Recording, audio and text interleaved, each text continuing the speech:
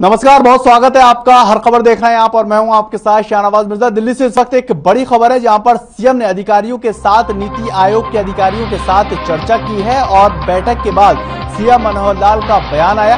कृषि और फसलों को लेकर चर्चाएं की गई हैं और प्राकृतिक खेती को बढ़ावा देने के लिए भी चर्चा हुई। नई शिक्षा नीति पर बातचीत बनी है और नीति आयोग बैठक में योजना बनाई जाएगी। आपको बताएं कि देश के आगे बढ़ने के लिए योजनाएं बनती हैं और 7 अगस्त को नीति आयोग की फिर से बैठक होने वाली है। यानी कि बड़े पैमाने पर चर्चा जो है वो सीएम मनोहर लाल करते हुए नजर आए। देश को आगे बढ़ाने और प्रदेश को आगे बढ़ाने के लिए बैठक हुई है और प्राकृतिक को लेकर ये बैठक की गई है। सीएम मनोहर लाल ने अधिकारियों के साथ बैठक की और ये फुटेज आपको दिखा रहे हैं जहां पर सीएम मनोहर लाल जो है वो अधिकारियों के साथ बैठक करते हुए नजर आए हैं। कृषि क्षेत्र, उस पर बहुत फोकस दिया गया है कि कृषि में जितनी हम, क्योंकि हरियाणा और पंजाब जो है वो कृषि क्षेत्र के लिए जाने जाते हैं, इसमें हमारी प्रगति और हर वर्ष कैसे आगे बढ़ सकती है। प्राकृतिक खेती, इसकी ओर ध्यान दिया जा रहा है और किसान की आय कैसे डबल हो, इसके लिए डाइवर्सिफिकेशन, इस पर पूरा जोर दिया जा रहा है। और ख़ास करके किसान को जो कठिनाइयाँ आती हैं उनकी कठिनाइयों को दूर कैसे किया जाए ऐसे, और उसमें भी पशुपालन, इस पर किसान की आय और ज़्यादा बढ़ सकती है। जो अदर, जिसको कहना चाहिए किसान के साथ जुड़े हुए व्यवसाय हैं, अन्य जो व्यवसाय हैं उसमें मछली पालन है, कुंभी का फार्मिंग है, बागवानी है, ऐसे सब विषयों पर ध्यान देने के लिए और ये कहा गया है। उसमें हमारी जो अचीवमेंट्स हैं, अच्छी अचीवमेंट्स हैं सारे देश भर में, हम उसमें और आगे बढ़ रहे हैं। और इसी खबर के ऊपर दिल्ली से हमारे संवाददाता प्रेमराज जो हैं वो हमारे साथ जुड़ चुके हैं। प्रेमराज, क्या कुछ अपडेट मिल रही है? नीति आयोग में अधिकारियों के साथ चर्चा की गई है, कृषि सुधार को लेकर बात हुई है और क्या कुछ अपडेट है?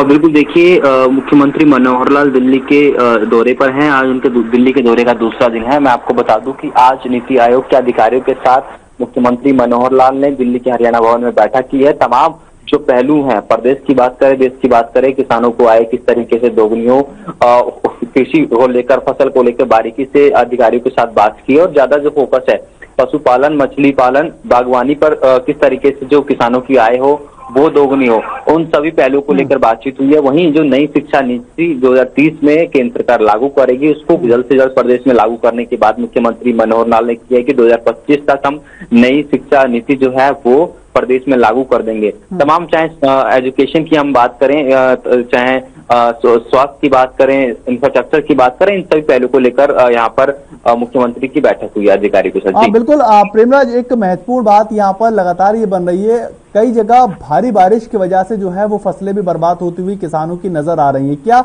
उसको लेकर कोई कार्य योजना जो है वो धरातल पर किस तरह से होगी, आगे किस तरह से काम किया जाएगा, उसको लेकर कोई चर्चा हो रही हो? बिल्कुल, देखिए, किसानों को लेकर बारीकी से मुख्यमंत्री मनोहर लाल ने अधिकारियों से बातचीत की है, क्योंकि नीति आयोग की बैठक से तमाम जो देश के, प्रदेश के मुद्दे होते हैं वो राज्य सरकार अपने अपने अधिकारी से करती है। मैं आपको बता दूं कि अगले हफ्ते पीएम मोदी, जो कि नीति आयोग के चेयरमैन हैं, उनके नेतृत्व में सभी राज्यों के मुख्यमंत्री नीति आयोग की इस बैठक में शामिल होंगे। इसको लेकर अभी औपचारिक ये बैठक थी, हरियाणा के सभी अधिकारी मौजूद थे। किसानों की आय किस तरीके से दोगुनी हो, चाहे तमाम जो बारिश की ऐसी फसलें खराब हो, उसको लेकर सरकार मुआवजे का प्रावधान है और उन सभी पहलू को लेकर गिरदावरी करवाकर मुआवजे का ऐलान सरकार जल्द करेगी। जी, और साथ ही साथ प्राकृतिक खेती पर जोर दिया जा रहा है। प्रेमराज, अगर बात की जाए प्राकृतिक खेती को लेकर, क्या धरातल पर कोई खाका जो है वो तैयार करने की योजना अधिकारियों को दी गई है कि आगे आप इसको लेकर काम करें और जमीनी स्तर पर लेकर आए?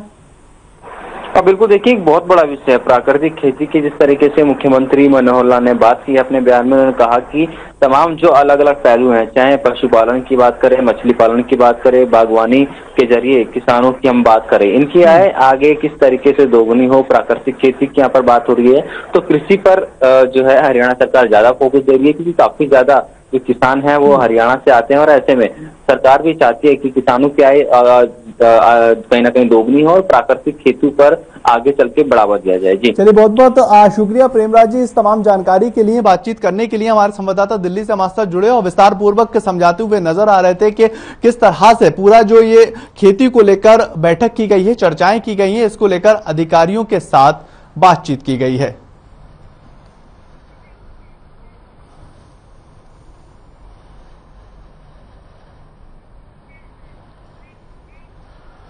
तो उधर सिरसा से एक बड़ी खबर आ रही है बारिश को लेकर, जहां पर नगर परिषद भवन की इमारत का हिस्सा जो है वो टूटता हुआ नजर आया है और ये कहर बनकर बारिश जो है उसके ऊपर गिरती हुई नजर आई। नगर परिषद भवन की जो इमारत है वो टूटी, स्टोर रूम की छत का हिस्सा जो है वो गिरा। शुक्रवार को ही छत का जो कुछ हिस्सा है वो गिर गया था। एसडीएम ने कर्मचारियों को निर्देश दिए हैं और आपको ये जानकारी दें कि भारी बारिश की वजह से ये छज्जा गिरता हुआ नजर आया है और इमारत का हिस्सा भी टूटा है। स्टोर रूम की छत का जो हिस्सा है वो गिरा। शुक्रवार को ही ये छत का हिस्सा गिरता हुआ नजर आया था। एसडीएम ने तुरंत कर्मचारियों को जो है वो निर्देश दिए और आगे किस तरह से इसको बनवाया जाए और क्या कुछ कमियां रह गई उसको कैसे दुरुस्त किया जाए उसको लेकर काम किया जाएगा।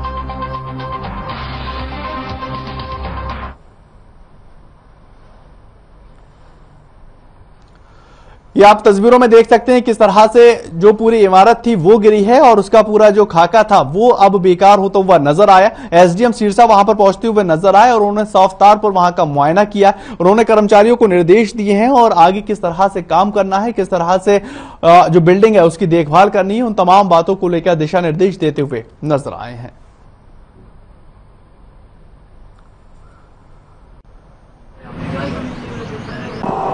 पीछे आपने देखा है कि काफ़ी बारिश हुई है सिरसा के अंदर और आसपास के जो डिस्ट्रिक्ट हैं उनके अंदर, और बिल्डिंग भी काफ़ी पुरानी है, तो शिफ्टिंग के लिए हमने डीओ साहब को लिख दिया है और जल्दी ही यहाँ से इनके जो ऑफिस हैं वहाँ शिफ्ट किए जाएंगे। हाँ, तभी हमने एक मोटा मार्केट में स्कूल है तो वहाँ हम शिफ्ट कर रहे हैं। जल्दी ही नेक्स्ट वीक उम्मीद है कि हम शिफ्ट करेंगे। हालात खस्ता ही है। बिल्डिंग आप देख सकते हो, 100 साल पुरानी बिल्डिंग अंग्रेजों के समय की बनी हुई है।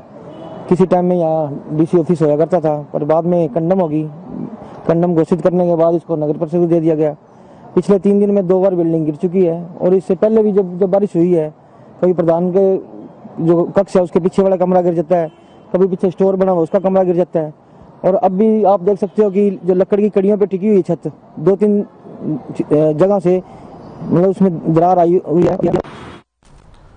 उधर पंचकुला में चल रहे हरियाणा प्रदेश कांग्रेस के चिंतन शिविर के दौरान कांग्रेस के विधायक शिवपाल ने कहा है कि बेरोजगारी और युवाओं के मुद्दे का प्रस्ताव रखा गया और प्रस्ताव में उन्होंने कहा कि हरियाणा में 30% से ज्यादा युवा बेरोजगारी की दर से जूझ रहा है। देश में बेरोजगारी की दर 4 गुने से ज्यादा बढ़ चुकी है। और शिवपाल ने यह भी कहा कि सरकार पर आरोप लगाया कि भर्ती घोटाले के नाम पर युवाओं के साथ खिलवाड़ किया जा रहा। भर्ती निकाल दी जाती है लेकिन लटका दी जाती है और बेरोजगारी से हताश युवा जो है वो नशे की लत में गिरफ्त होते हुए नजर आ रहा है। हुड्डा सरकार में बनाई गई खेल नीति को भी बर्बाद करके रख दिया है और उसको लेकर खिलाड़ी लगातार अपनी नाराजगियों को जाहिर कर रहे हैं।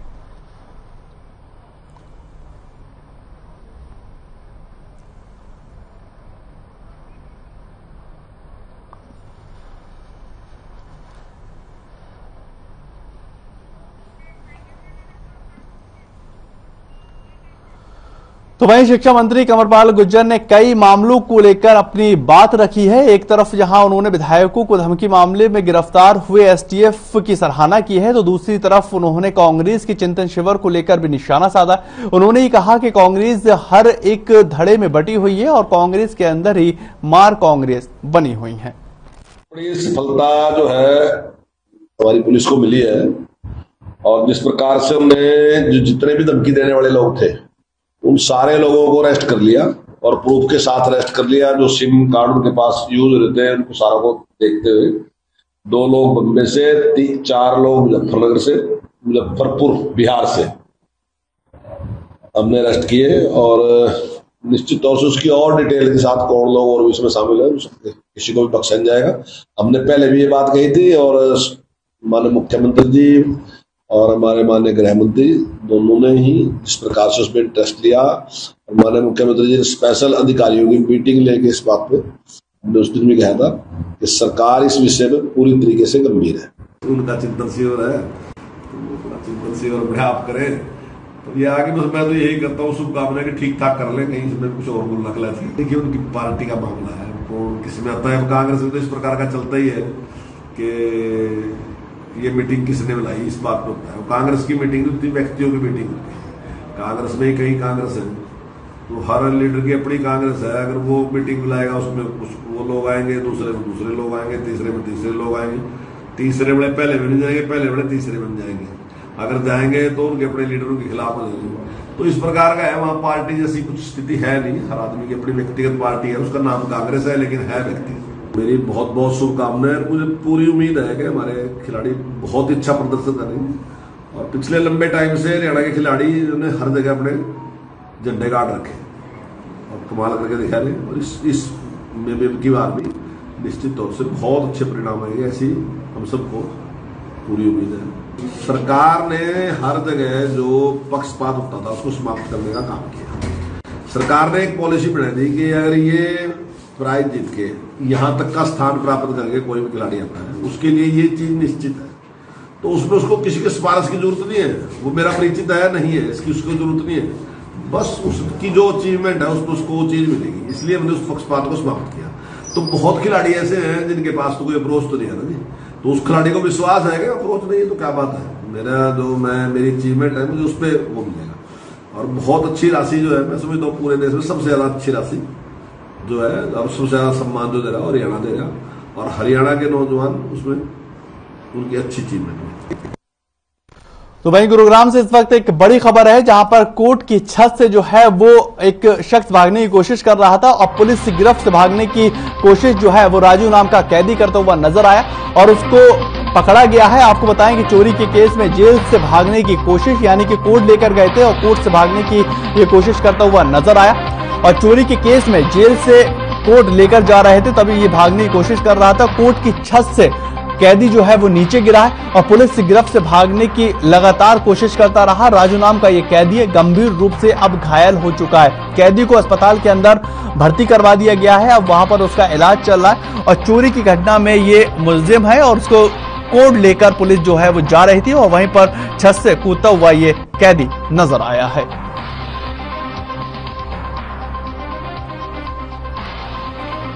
ये बड़ी खबर आपको बता रहा है, चोरी के केस में जो है वो कैदी भागता हुआ नजर आया और गुरुग्राम का ये पूरा मामला है, जहां पर कोर्ट की छत से वो कैदी गिरा और पुलिस की गिरफ्त से भागने की लगातार कोशिश करता हुआ नजर आया। राजू नाम का ये कैदी है, गंभीर रूप से अब ये घायल होता हुआ नजर आया। इसको अस्पताल में भर्ती करवा दिया गया है और वहां इसका इलाज चल रहा है।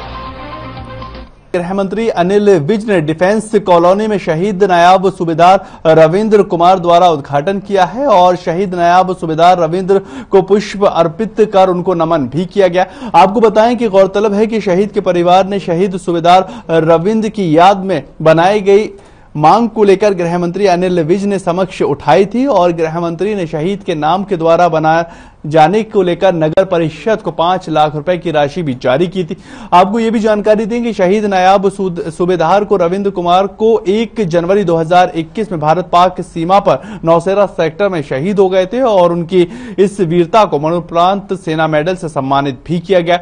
गृह मंत्री ने जाट एकता मंच की ओर से कॉलोनी में किए जा रहे जाट धर्मशाला का निर्माण के लिए 25 लाख रुपए की घोषणा भी की है।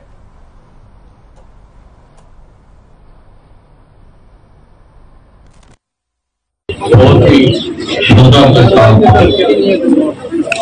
शहीद रविंद्र जाकर उनकी याद में यहाँ जो द्वार बनाया गया है उसका उद्घाटन किया। जो कौम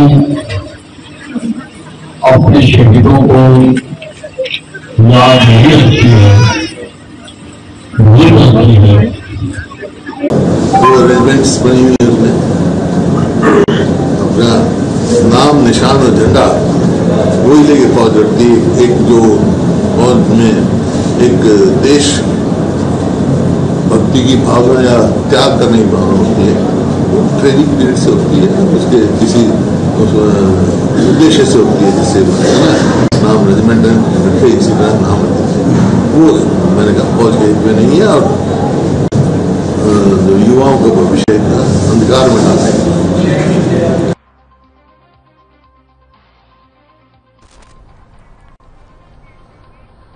करनाल जिले के नागरिक अस्पताल और प्रदेश के 3 सबसे बेहतर सरकारी अस्पतालों में अब शामिल हो चुका है और इसको लेकर अंबाला में आयोजित एक कार्यक्रम के अंदर प्रदेश के स्वास्थ्य मंत्री ने इसको चयनित किया। सभी अस्पतालों के नामों की घोषणाएं की जा चुकी हैं और मरीजों को बेहतर इलाज देने और सरकारी अस्पतालों में मिलने वाली सुविधाओं को देखते हुए स्वास्थ्य विभाग ने करनाल जिले के नागरिक अस्पताल को प्रदेश के बेहतरीन अस्पतालों में शामिल किया है।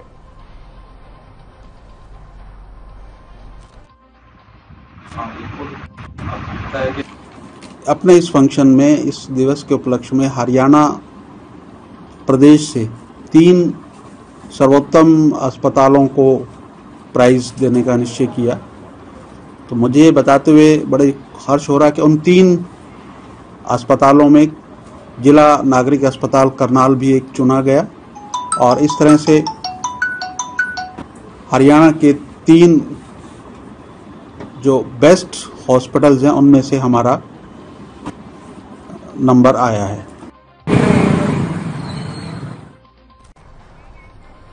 उधर पानीपत के कावड़ी गांव में 5 कार सवार बदमाशों ने 25 वर्षीय युवक रवि को चाकू मारकर घायल कर दिया है और वहां से फरार हो चुके हैं। सूचना मिलते ही पुलिस मौके पर पहुंची और गंभीर रूप से घायल रवि को वहां पर अस्पताल में भर्ती करवाया गया। परिजनों का भी ये कहना है कि कावड़ी गांव के शराब के ठेकेदार ने रवि को अपने पास बुलाया और उस पर यह जानलेवा हमला करवाया। उनका ये भी साथ साथ कहना है कि रवि फैक्ट्री में काम किया करता था और ये लोग हमेशा से इस तरह की हरकतें करते हुए नजर आते थे और काफी दिनों से उसको परेशान भी कर रहे थे। पुलिस ने मामला दर्ज कर लिया है और आगे की जांच भी शुरू कर दी है।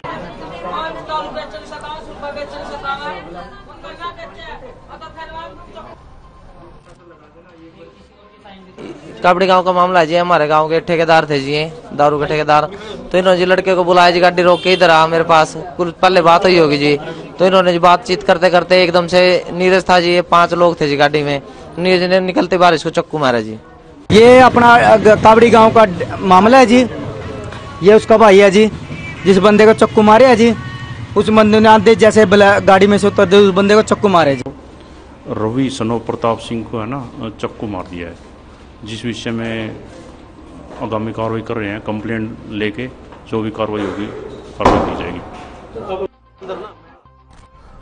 उत्तर प्रदेश के साइबर क्राइम के मामले लगातार बढ़ते ही जा रहे हैं और पुलिस और सरकार साइबर क्राइम पर रोक लगाने के लगातार प्रयास करती हुई नजर आती है। प्रदेश के हर जिले में साइबर थाना खोले जा रहे हैं, लेकिन इसके बावजूद भी अपराधी नए नए तरीके से अपने अपराध और ठगी के मामलों को अंजाम देते हुए नजर आते हैं। ताजा मामला यमुनानगर का है, जहां पर हाईकोर्ट के एक सीनियर जज की प्रोफाइल बनाकर कार्यालय कर्मचारियों से ठगी करने का मामला निकलकर सामने आया और मामले की जांच कर रहे पुलिस अधीक्षक मोहित ने बताया है कि इस पूरे मामले की सारी डिटेल इकट्ठी कर ली गई है और जांच कर अपराधियों के खिलाफ सख्त से सख्त कार्रवाई की जाएगी।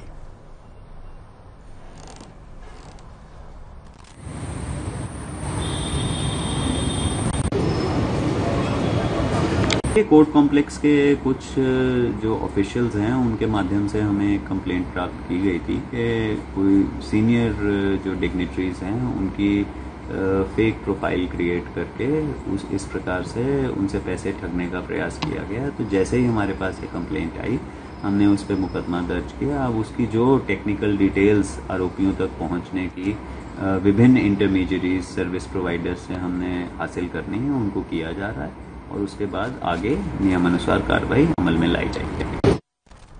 उधर हरियाणा के यमुनानगर में श्री गणेश इंटरनेट सोसाइटी द्वारा मोहम्मद रफी साइट का आयोजन किया गया है और इसमें अभिनेता रजा मुराद को भी मुख्य अतिथि के तौर पर बुलाया गया। आपको जानकारी दें, मुख्य अतिथि के तौर पर रजा मुराद के आने के बाद इस कार्यक्रम में मुराद ने कहा है कि मोहम्मद रफी के गाए हुए गीत आज भी लोकप्रिय हो जाते हैं और लोग उनको गुनगुनाते हुए नजर आते हैं। रजा मुराद ने मोहम्मद रफी को अपनी श्रद्धांजलि अर्पित करते हुए कहा कि हम उनकी इस तरह की डेथ एनिवर्सरी मना रहे हैं और मैं इस बात को लेकर आग्रह करूंगा कि 24 दिसंबर को उनका जन्मदिन भी मनाया जाना चाहिए। इस दौरान विभिन्न गीतकारों ने उनके गाने गाकर लोगों का मनोरंजन किया।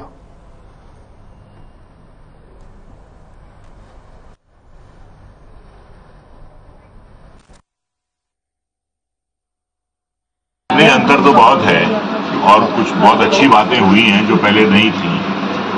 पहले इतना अनुशासन नहीं था, डिसिप्लिन नहीं था। पहले लोगों की जिंदगियों में उनकी बायोपिक्स नहीं बनती थी। जैसे मिल्खा सिंह की बनी, जैसे अजहरुद्दीन की बनी, जैसे सचिन तेंदुलकर की बनी, मैरी कॉम की बनी, मिल्खा सिंह की बनी, पहले नहीं बनती थी। ये बहुत अच्छा चेंज आया है और जो प्रोडक्शन हाउसेज हैं एक डिसिप्लिन आया है। चलिए फिलहाल इस बुलेटिन में इतना ही। ताज़ा खबरों के लिए आप लगातार बने रहें हर खबर के साथ।